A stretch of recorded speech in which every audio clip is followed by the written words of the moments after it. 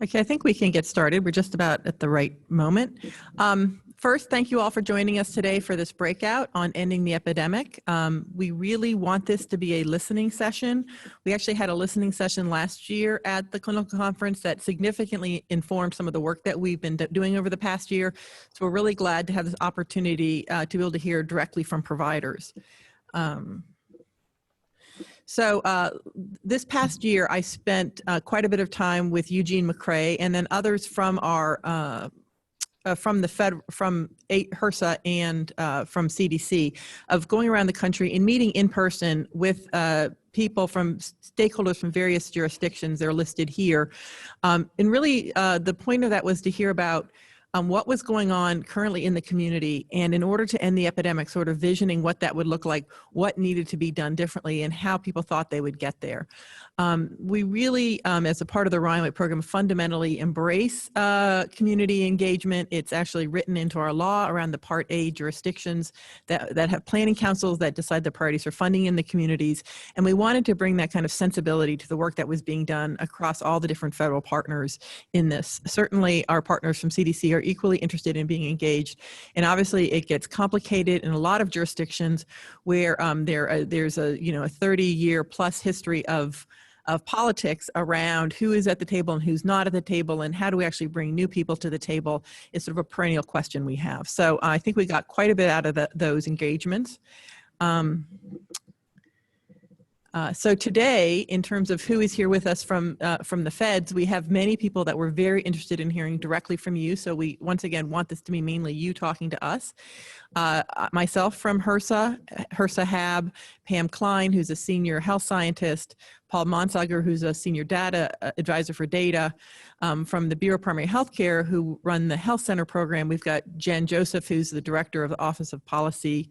We have Shannon McDevitt, who's a physician in that office, Suma Nair, who's the Office of the Director of Quality Improvement, and Angela Powell, who is a former staff person and from HAB and completely a strong advocate for HIV, who runs their Southern branch.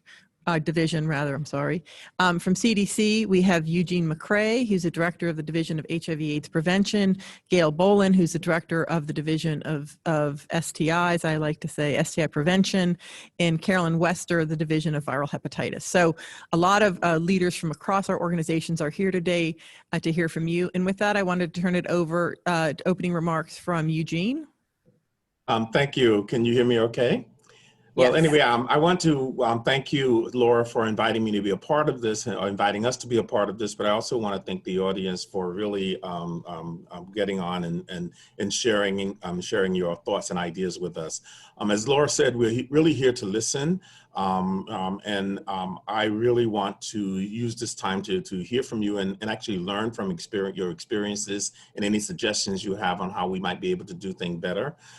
Clearly, we've got a task ahead of us because we know that about 150,000 people or more are living with HIV and don't know they have it. So getting those people diagnosed is going to be critical as we move forward.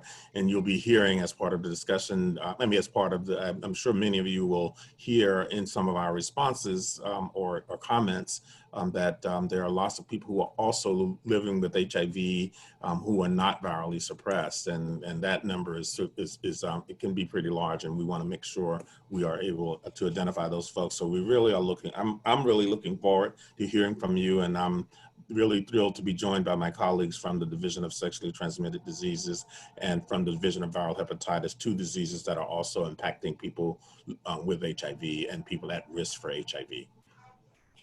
Thank you. Great, thanks. Anything else from our CDC colleagues? Okay, anyone from BIPIC want to say anything in terms of the work that you're doing?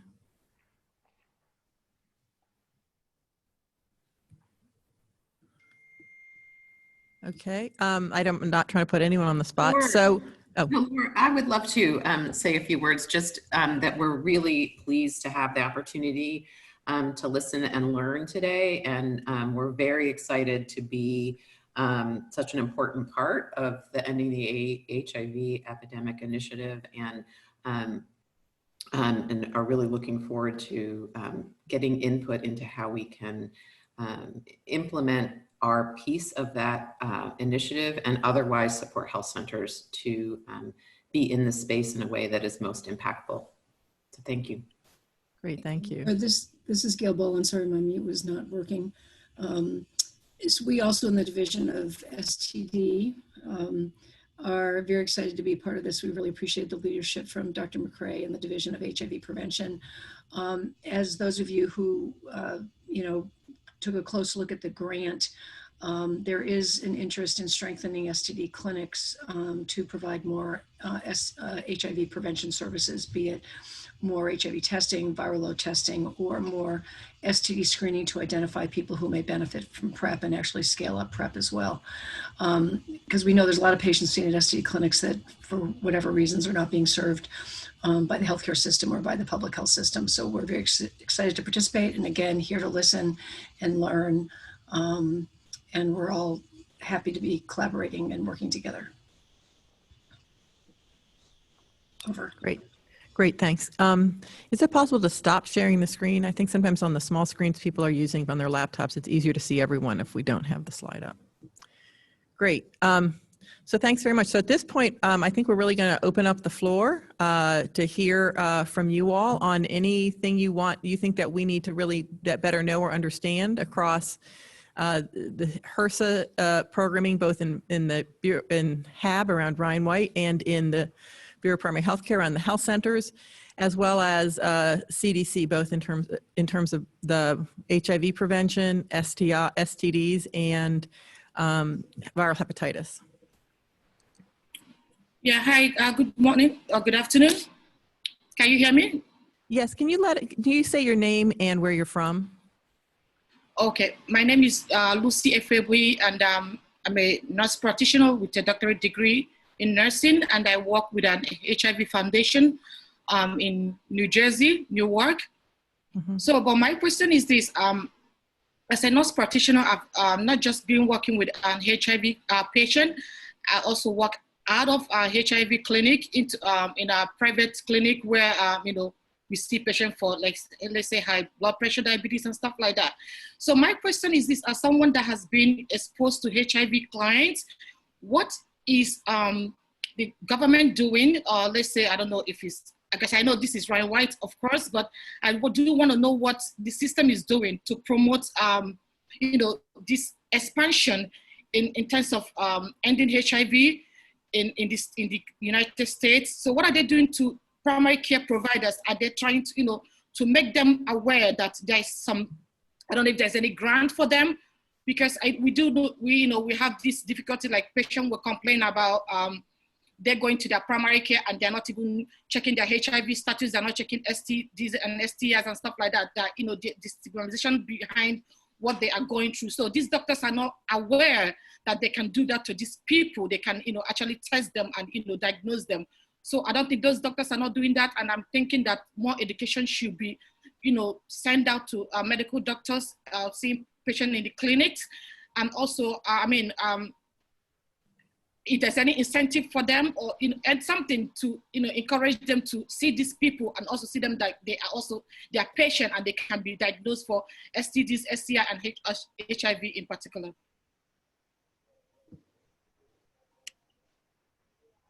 Does someone from BIPIC want to take the lead on that? And I can talk about the AETCs a little bit afterwards. Sure, I'm happy to start, and then my colleagues, please, can fill in. So thank you for your question.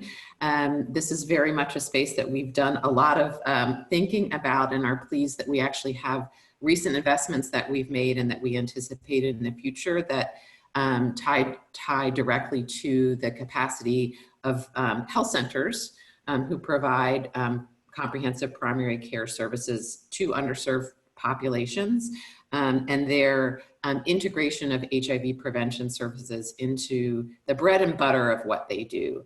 And I think, the Bureau of Primary Healthcare and HRSA overall is very committed to health centers and they're being in a space where they can be a place to go for patients, not only to receive prevention services, but also care. So as part of the ending the HIV epidemic, we were able to award recently, I think just in March, and March seems like so long ago, but it really wasn't so long ago. But or maybe it was even a little bit earlier, but in March, around March, we awarded $54 million that targeted health centers that were in the geographic areas with the greatest HIV burden, and then in those 7 states that had the greatest rural HIV burden. They were health centers that already had partnerships with our Ryan White funded partners. So either the health centers themselves were co-funded, and in those spaces where the health centers were not co-funded by Ryan White and the Health Center program, they had established partnerships with Ryan White. And those organizations are using some lessons learned from the past and building upon them, and Suma can maybe talk a little bit more about that, to increase access to HIV prevention services, and specifically to increase testing and to do outreach to bring people in, to increase testing, certainly build their cultural competence to be able to do that better and more effectively, and then certainly link folks who test positive to care, which we believe they will be very well positioned to do, having these established relationships with Ryan White, and understanding that health centers, again, we want to be in the space where they can integrate that care as well. And then for those who test negative, to link them to PrEP. So support their access to and continued access to PrEP. So there are a lot of focus of the resources are on supporting health centers in ensuring, again, that cultural competence, but also building into their models of care successful strategies to really meet patients where they are, and support that ongoing use of PrEP, which is, I think, a primary focus of the funding. And I think Shannon is on as well and can also speak to that funding opportunity, and Suma perhaps to our past investments that got us to this place, and Angela may have other comments as well. And before I turn it over to them, I just also want to say that we are also planning to expand that investment in fiscal year 21. So bringing on more health centers to do a similar sort of set of work. So I'll just add quickly so that we have plenty of time for ongoing questions. In addition to the funding Jen mentioned, that there's the guidance and encouragement to health centers to increase HIV testing. And there was a recent MMWR looked at testing in health center population or health centers versus other settings that showed an increase in testing in health center settings. We also have been providing technical assistance around, as Jen mentioned, the culturally appropriate, sensitive way to address the conversation around sexual health and HIV prevention. And so I think that's going far and helping. And then finally, the reporting. So data collection, which is integral to quality improvement efforts to maximize HIV prevention, I think are all key. And a testament to that is it's actually National Health Center Week this week, and we have our latest data from 2019. We've seen an increase of about 2% to over 196,000 individuals living with HIV who are served by health centers. And we've seen an increase in those who have been able to be linked for care, and an increase in overall number of patients who are accessing care at health centers. So I think all of these elements help us believe that we're supporting health centers in meeting some of the HIV prevention needs in their communities. Good. I'd like to support that is to emphasize the flexibility in the uses of funds, and so that the health centers can devise plans that will let them maximally impact the HIV prevention activities that they're developing. So if they needed personnel to support prevention, testing, PrEP, then they could do that. If they needed to also train those personnel, they need to do patient education, all of those are allowed uses of funds. So we're trying to help the health centers be very specific to their unique needs.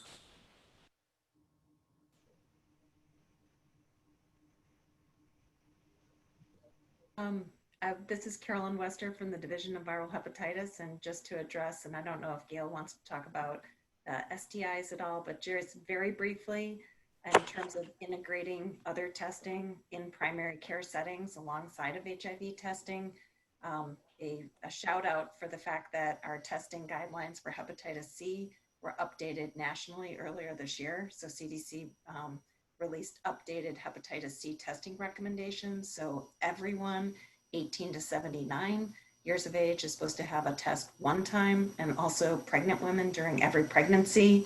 It's very similar to the USPS task force recommendations that were released in March of this year, which also recommends universal testing one time for everyone 18 and older, including pregnant women. So obviously simplification and integration of this testing as well as HIV and STIs into the primary care setting and OB/GYN setting is essential in the context of hepatitis C. That includes EMR prompts, reflex testing from antibody to RNA for people who test antibody positive, so it's on the same testing, or for hard to reach populations that may not return rapid testing. And as people said, integration of testing as well as prevention and access to treatment services for those who need it. So I will stop there in the sake of time.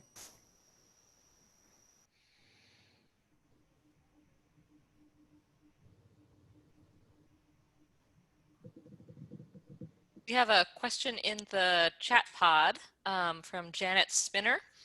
Can you discuss the efforts to address IPV and DV, or domestic violence, as impediments to accessing testing and care? Yes, this is Laura Cheever. I think it's well recognized that women with HIV have a higher risk of having experienced IPV in their lifetime or ongoing trauma and issues with violence. Not just women, I think this is also true, we know, for transgender individuals, and certainly it occurs among gay men as well. We have been working with our Office of Women's Health as part of a broader HRSA IPV strategy to really increase efforts around IPV in Ryan White programs. And we started sort of an evidence to care model where we funded Fenway. They competed successfully, and we funded Fenway to fund a series of organizations to really try to better integrate a better understanding and approach to IPV as they're addressing women with HIV. And those, I think that we don't know what those results are yet. We're really trying to figure out what's the best way to really integrate it into programming in a primary care setting. There's a really beautiful toolkit that's been developed, but once again, toolkits tend to sit on the internet. They don't even sit on your shelf anymore because you don't even print them first. So how do we actually bring that to life? I think the Bureau of Primary Health Care has done some work as well, and then I'd kick it back to CDC. I don't know if Suma or Jen want to talk about that. Yeah, thank you, Laura. So the issue of intimate partner violence has been one that we've been tracking in the Health Center program, as Laura mentioned, and HRSA more broadly. And we, for the last several years, have been working on an opportunity to take some of the best practices around IPV screening in primary care and build out a robust toolkit to be implemented with care teams across health centers. And so we were pleased to really have be able to award this year a National Training and Technical Assistance Partnership Cooperative Agreement to an organization who will be focused on now building that pilot effort that they had with health centers, kind of a few around the country, to really scale up, helping all of our 1,400 health centers nationally take and build in the best practices in terms of screening for IPV and then applying appropriate treatment and support. So, and the intersection, obviously, with the ending the HIV epidemic is critical, and one that our TA partner will be thinking about. So excited for that work to kick off, but thank you for raising that important topic. I just want to mention that I'm lucky enough to be involved in an initiative in Connecticut at the Southwest Community Health Center. And it's across Connecticut called the ECHO Project. Yeah. It's dynamic, it's powerful, and implementing some of the efforts that they have educated us to do, and getting so many positive responses from our clients that the next step is how do we make sure this is empowered across the nation, especially in those areas that may not be receptive to this kind of a discussion with regards to social determinants of health, gender disparity issues, but it's seriously important. So anyway, thank you. I'm glad to hear there's more stuff coming, and hurry up. Thanks. Yeah, Laura, if I could just add, CDC is also, like Harsha, we agree that this is an important issue. And CDC is also, through our capacity building assistance program, funded several partners to actually work directly with health departments, as well state and local health departments, and our community-based organizations to help support efforts in this area. So it's something that that we heard a lot about during the listening sessions that we had around the country earlier in the year, and it's something that is being supported through a number of efforts. Just one last thought. A decade back, there was a lot of talk about intimate partner violence, domestic violence, and it sort of fell off of the radar because it's the elephant in the room that's really hard to talk about, and it takes a lot of time. So that how we deliver care has to take that into account because it affects so many of our trans women, MSMs, women, cisgender women, that we will not be able to improve their health outcomes unless we address this in a very powerful, systemic, and ongoing fashion. So anyway, having said that, Yeah, thanks. The other piece that we were sort of grappling with how to integrate over the years, but I think it's become sort of more and more obvious that we need to do something about it, is taking that broader trauma-informed care approach. So it's so helpful for so many people who really struggle with not understanding why their clients won't do what's in their own best interest, right, from the physician or medical provider's perspective. And that trauma-informed approach really sort of turns that around, and really it's the essence of patient-centered care. And so I think if we can also start integrating that, it's going to help us get there much faster. So I think early on we heard about trauma-centered care. I think many of us were scratching our heads a little bit, and then over time, as we better understood what really the concept was, I think we're much more in favor of trying to make it more universal in our approach. And Laura, if I could just add from the STD side, we've been funding for many years a national network of STD HIV prevention training centers. And, you know, our first efforts, which have been going on for 30 years, and I feel like I'm working on patients now, not providers. We've not been very successful in getting providers comfortable with just basic sexual histories and basic SOGI assessments. And part of a sexual history has to be addressing issues around intimate partner violence, family planning, a variety of things.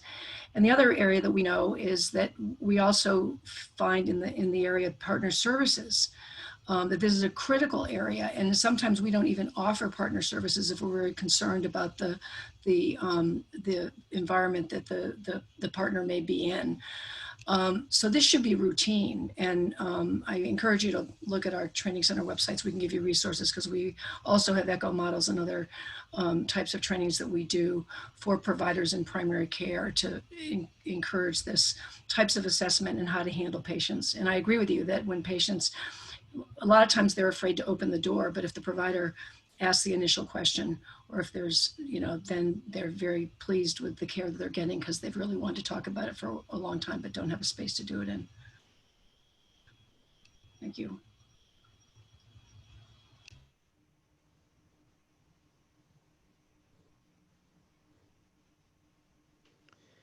So another question from the chat, I can see it up here now, are there, now that the recommendations for universal hepatitis C screening, are there any efforts to integrate hepatitis C treatment into primary care? I'll just start in the Ryan White world, where it's in some ways a little bit easier because we have kind of a team approach. We have a lot of longitudinal patients. We should have screened them all for hepatitis C as part of their HIV treatment.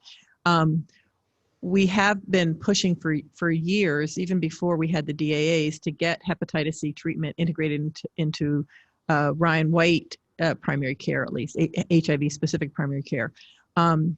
what we found is we weren't making a lot of progress. And we kind of took a step back and say, what are the key issues? So we've actually we've had funding over the last several years to look at what it actually takes to get to eliminate hepatitis C infection among co-infected patients with HIV. And we found that the first issue, Suma, who's our data person, will love this, was data, right? People needed to create their registries. Connecticut is doing that. Hartford, Connecticut actually got one of the grants and did a great job of figuring out who still has hepatitis C, who from our data we can say has not yet been treated or hasn't even had their RNA test done to know if they have active infection or not, and then to really focus on those patients and their providers to get them into treatment, because treatment is pretty easy now. That should not be the barrier. And in Ryan White, the issue of funding for that treatment should really not be the barrier, given the multiple sources we have to get people treated.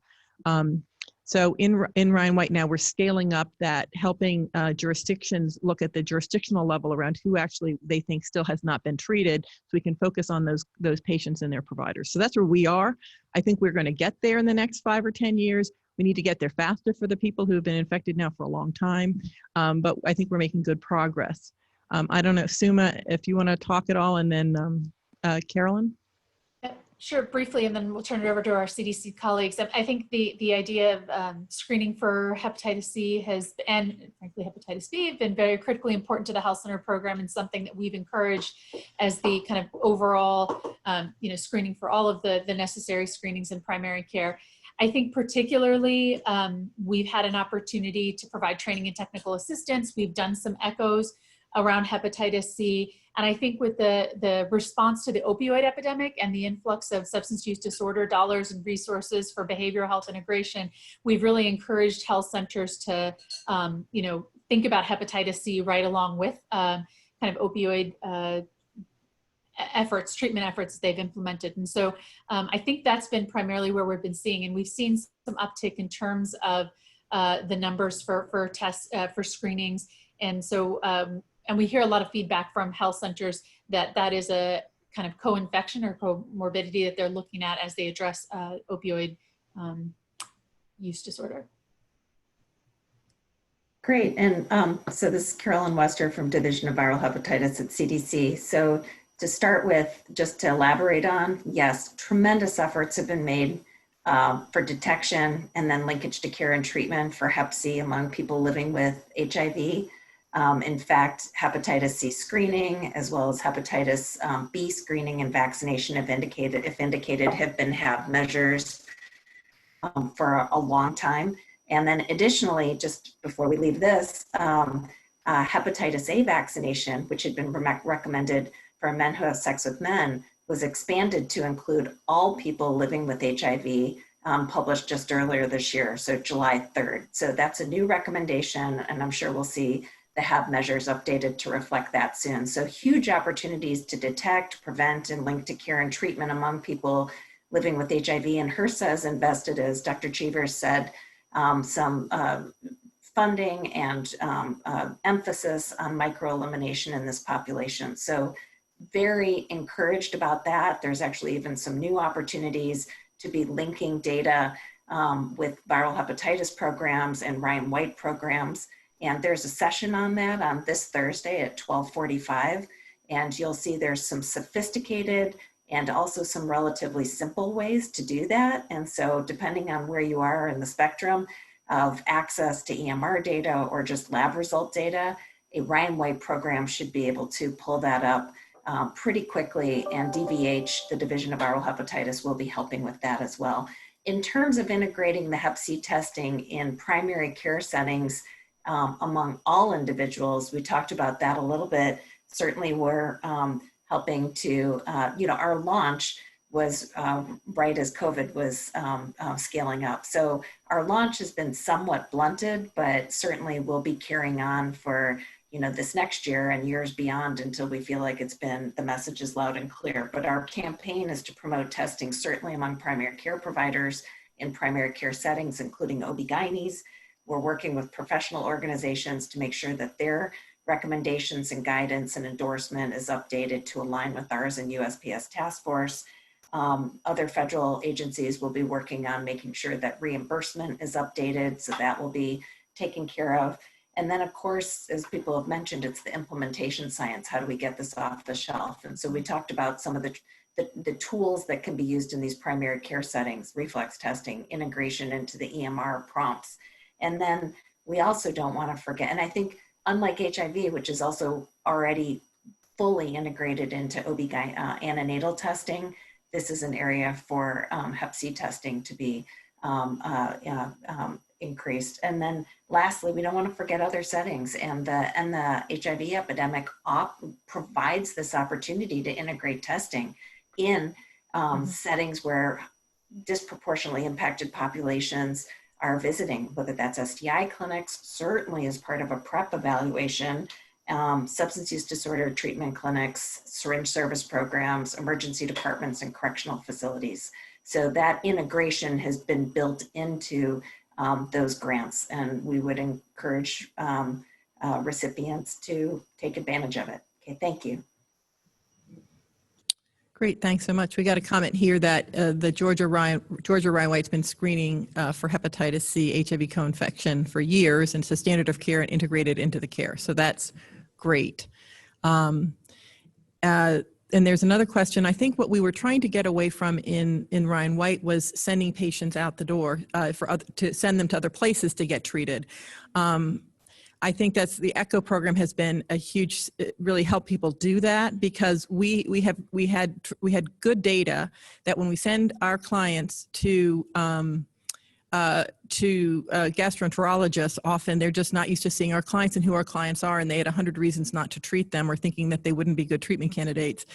So we would prefer to keep the clients in-house. And I think treatment is easy enough today that we should be able to do that. And things like Project ECHO really make a difference in helping people be able to, sort of have a little hand-holding as they go through learning how to treat people and getting up to speed to do it. I don't know if anyone else wants to comment on that. Michelle, sort of an expert in ECHO. Thank you so much. I work at the University of New Mexico Health Science Center, where the ECHO Institute is, and I put the link in there for people who would like to learn about. It's basically an educational model where experts give a brief didactic, and then participants, they're truly participants, they present cases that are real life, authentic cases, so that they directly get feedback on what to do for that case. And then since it's a group, a community of practice all joining on, we learn from the case discussions and presentations from other people. And so it's a real force multiplier, and absolutely is the mechanism for primary care providers to get access to basically specialty expertise and really that interprofessional team. So it started with hepatitis C, we see it with HIV, PrEP, etc. Thanks. And do you want to ask your question to Dr. Webster that you put in the chat about the new guidelines? Yeah, sure, I'd love to. So I really think, there was a very helpful marketing campaign to the general public around the baby boomer screening. It really reduced stigma, and people were like, gee, maybe I should get screened for hepatitis C. We certainly heard that with, the more affluent, educated population when PrEP first came out, and providers became interested in learning about PrEP because their patients were asking them to prescribe. Same with hepatitis C, baby boomer, people would go to their providers saying, hey, I think I'm supposed to get screened. So really helpful. I haven't seen anything yet come out, any plans for the new guidance with universal screening. And maybe same thing, maybe there's something already ongoing I'm not aware of for just routine HIV screening to the general population. Thanks. Great, no, thank you. So with respect to the hepatitis C testing and campaign, yes, the No More Hepatitis campaign has already been updated. So on our website, in all the materials, one of our partner organizations, NASDAQ, just had a webinar demonstrating those materials. We can highlight that even more, and will continue to throughout the year. But it includes materials about what the shift has been. Clearly, we need to continue to amplify that message, not only by making the materials available, but by working with provider organizations. And then our second tier is going to be working in developing materials for disproportionately impacted settings. So the first is to ramp up among primary care providers and OB/GYN providers. And then the next is to create additional materials for highly impacted settings. And the last thing I want to say, just to wrap around with the ECHO model, I know in a number of jurisdictions, because the ECHO model is amazing. And sometimes it's like, okay, well, which institution is going to take the lead on that? And at least I've personally experienced a number of AETCs that have done a sensational job, and in the context of co-infection, developed the materials for Hep C treatment. And then those materials have also made its way out into the primary care setting for providers who are just taking care of Hep C mono-infected clients. So a huge way to kind of share the wealth of resources being developed by the Ryan White program. Thank you. This is Dr. Harsha Trapati from New Jersey, Plainfield, New Jersey, working in one of the FQHCs. And I have a comment. We have like around 400 HIV patients. Almost all the co-infected patients are treated and cured, and we are very happy to say that, except barring 2 patients who are still scared to get treated, and we keep talking to them. But we have the local organizations for recovery, and we really want to tap in them. When we went to meet them, they do test them for the screening because they are mandated to do so. But then when they are positive, I think half or more than half of them are left as if, okay, the screening is being done, and then left it up to the patients. Is there any incentives to those centers where the most high-risk Hep C patients are, that we can, get them linked to us or somewhere for the care? I mean, I think that is our effort, but I don't know if at the Hep C programs level, if there is something for them to look into that. Yes, I don't know if someone from BIPIC wants to answer. It seems like if you're an FQHC in particular, you're ideally suited because you can treat patients regardless of their HIV status. And I think that there has been some incentive in the BIPIC program to really reach out to patients like that. So I'll let one of my colleagues talk about that. Thank you. But perhaps, Dr. Trapati, if I understood your question, it was perhaps not the incentive on the FQHC side, but on the other organization side, because they were letting you screen the folks, but then they weren't, those who tested positive. They are screening. Okay, but they're not linking you guys. We have the MOU. We are trying to tell them, like, we go meet them frequently to say, send those patients over, but they're processes, and I think we are in the process of working it out a little better, that they can send them and we can treat them, because these days nobody should be positive and left in the society without treated. And we do treat mono-infected also. I'm getting referrals from the private practices also, and we are doing that. So I was, yes, on the other organization, if they have some, requirements for them to link those patients to care to us or wherever they feel, but we are the closest, like we are within 5 miles, so we would love to do that.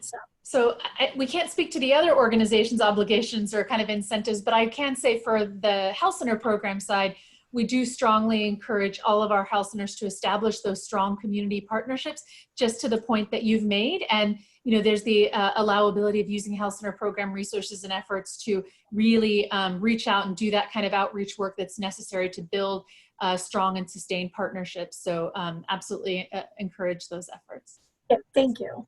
Yeah, this is Laura, and I guess I was just showing my skepticism there on the recovery center side. I think we, for years and years in HRSA, have been trying to work with our colleagues in SAMHSA to sort of increase some of the medicalization of the fact that they have often in these recovery centers sort of a captive audience of people they're working with for a long period of time who have been largely disconnected from healthcare services, who are now coming into for recovery services and linking them into medical care. And we have not had great success in engaging engaging those recovery sites to really ramp up the types of services that they could easily provide. We're hoping through the Ending the HIV Epidemic initiative that we'll actually gain a better foothold there. And I can tell you, for example, in Baltimore, one of the things they're doing with their Ending the HIV Epidemic funding is really beefing up the ability of their syringe service programs to do things like STI testing. So I do think this is a moment in time where hopefully there'll be a little bit more funds and resources in the community to really better incentivize those groups to better link those clients into the care they're not currently getting. We are getting many of their HIV positive patients on their screening who is HIV positive. They are being linked fast enough. But the Hep Cs are missing out. So, Laura, so this is Jeannie Curley. So could I'd like to build. Please, yeah, please. Jeannie Curley from Johns Hopkins, and what our program has done over the years is when we really wanted to establish a strong linkage or offer something that wasn't at that facility, we would have a member of one of our treatment teams actually go on site. So for example, we had a methadone center, which was a few blocks away from our clinic, and there was no HIV services being offered there. And what we were able to do, we actually did it with some SPINS funding, and then we're able to sustain it through over time, was we took a nurse and a clinician and put them in that treatment center, and they saw the patients and started antiretroviral therapy in that center. And that program lasted for about 10 years. It was a great program. We were able to get a lot of patients who were never in HIV services in care. Now, a lot of those patients transitioned over to our clinical program. But I think in terms of when you may be able to do that, like you may be able to get the money, the support from your existing Ryan White infrastructure to support a clinician going on site. Now there may be loopholes with credentialing and things of that sort, but that may be one way to address a problem that does work. Okay, thank you. Thank you. Laura, first of all, congratulations on your successful elimination of Hep C pretty much among your HIV infected population. Sensational work. And just one plug as well, tomorrow there's a session from 2:30 to 4, speaking very much to this, which is meeting people where they are, treating HIV, Hep C, substance use disorder, and injection drug use. So that's tomorrow. Great, thank you. And Lisa Navarcruz, I don't know if you want to speak up, Lisa, or I can just read what you wrote. So I don't see it's good. I was just saying, I'm in a strong FQHC with lots of really good primary care providers, but I just brought the Ryan White program over there. And what I'm finding is the cultural difference of the ball being in the patient's court. I'm finding this especially with our behavioral health treatment providers. We left a message, they never called us back. And the big difference in Ryan White is we leave 15 messages, we go to their house, we bring their meds, like we keep re-engaging. And I never realized that that was a cultural difference that's sponsored by this program, and because the funding is there to do those things. And I think that's really important funding to preserve, but I don't know how we kind of spread that message without it, because we do it in Ryan White without it being super paternalistic. We do it with shared decision-making. We do it with, we're here whenever you are done with this relapse, like, or if you're not done, we'll still take you, you know? And I'm finding cultural differences because it's challenging to have other providers want to keep at that. So I think that's one of the unique things about this program. And I appreciate that funding goes for us to be that persistent.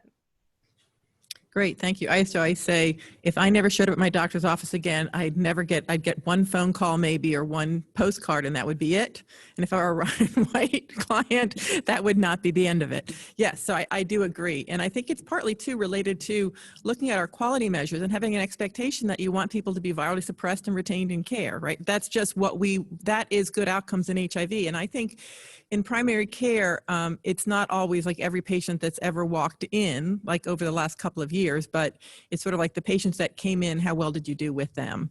And I think definitely in BIPIC, they have a huge focus on quality, which makes the community health center program have better results than the national average. Because I think in some community health centers, at least, there is that sense that these are our patients in our community and the health of our community is fundamental, sort of even in the mission of a lot of health centers. Hi, Lisa, this is Angela Powell. So like you, having walked in both worlds on the federal side, I can verify that what you said is quite definitely the case. And I think there is some room for improvement. And we are looking at our quality measures, as Laura mentioned, to focus on healthcare outcomes and moving more towards looking at some of the same things, I think, that in the way that HAB is looking at the Ryan White program. But just want to acknowledge that you're right on target. And we do have room for improvement and are working towards that.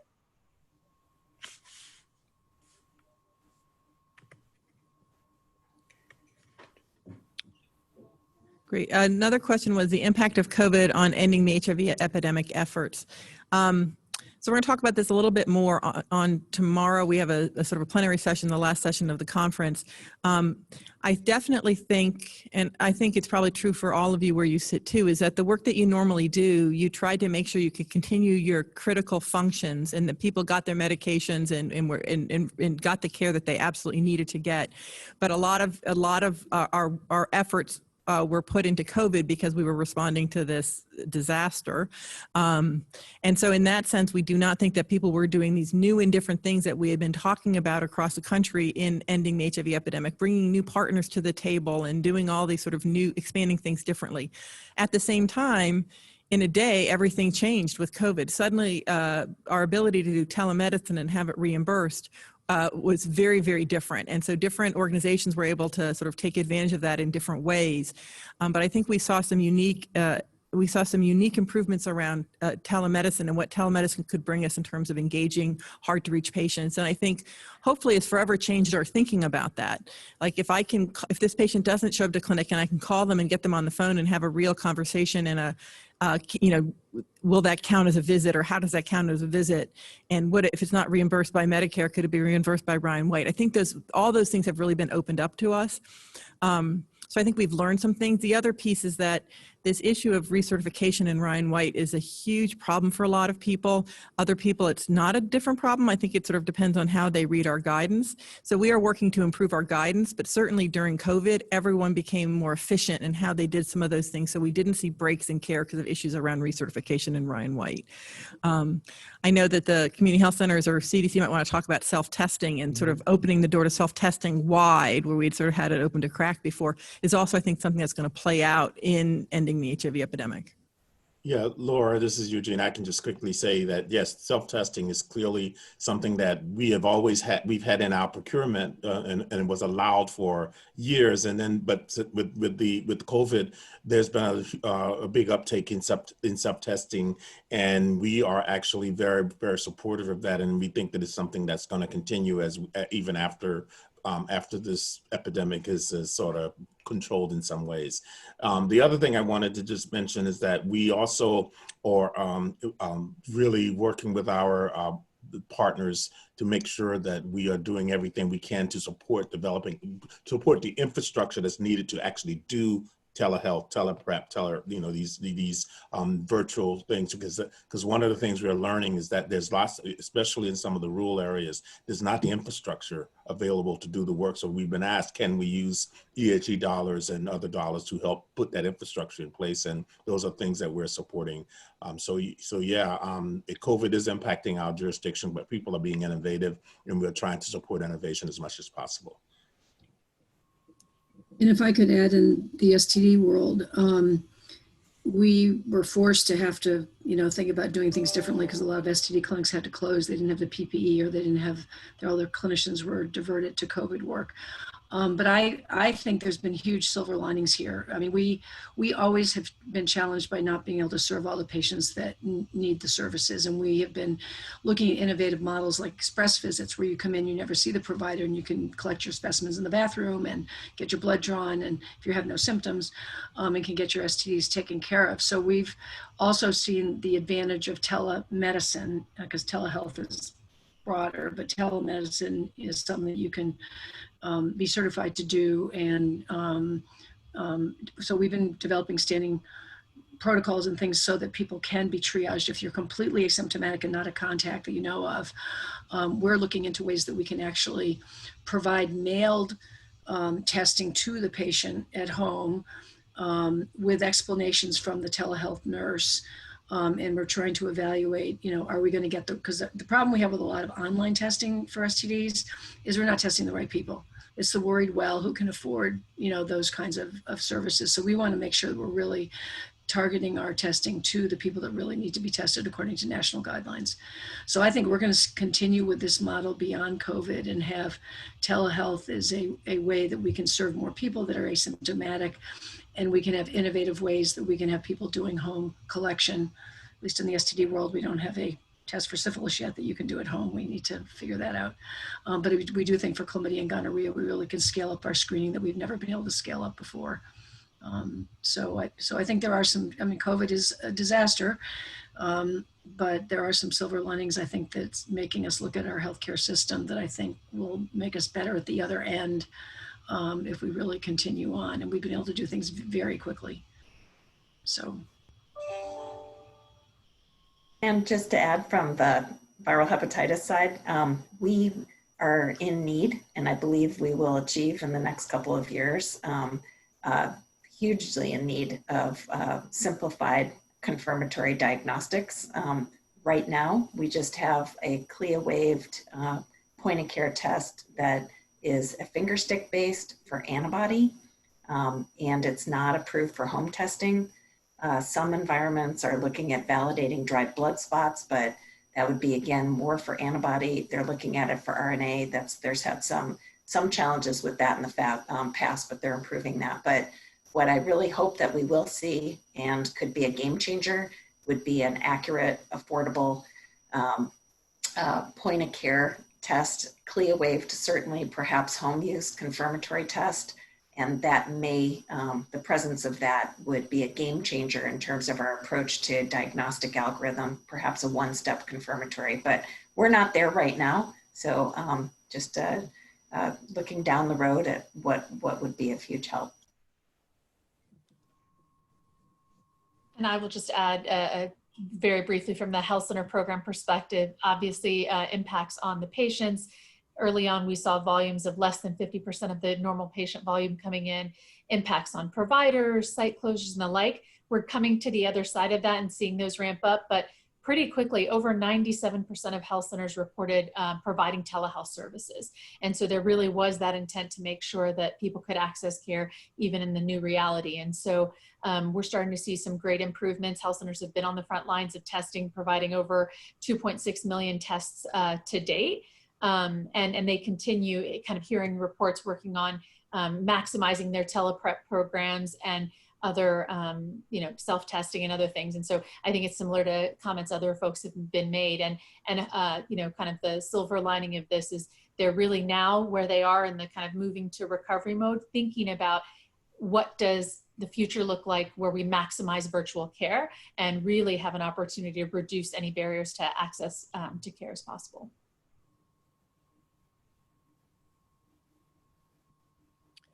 There was another comment in the chat about another point of influence is ERs and urgent cares where we missed diagnoses, missed opportunities for PrEP, et cetera. That's actually, I'll let CDC talk about this a little bit, but I think that's one thing when I was able to travel around the country last year was seeing the amazing programs different people do. There was a program with a health center in Miami who had really connected to be able to do testing to be able to start buprenorphine in the ER to people that wanted to start buprenorphine. I mean, all sorts of amazing things that you wouldn't have thought were possible, but it really was that connection between the health center in the community and the emergency room, and both of them seeing it as a win-win situation. If the emergency room could do a little bit more. The health center could really take over, and that patient could have a primary care home for maybe they wouldn't be a frequent flyer in the ER, and actually have improvements in the health outcomes of that community. So I think we've seen some places where it's working really well. They do hepatitis C testing in the ERs in Kentucky now.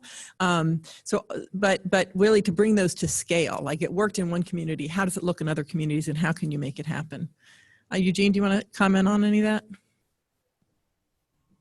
You're on mute. Briefly, yeah. I'm sorry. Briefly, yeah. This is an important thing, and one of the primary things that CDC is working on as part of EHE, but and something that we've been very engaged in, trying to expand HIV testing in clinical setting with a big focus on emergency departments. And several of our pilot EHE site have actually targeted emergency rooms to increase testing for both HIV and syphilis, as well as HIV, STDs, and viral hepatitis, primarily hepatitis C and B.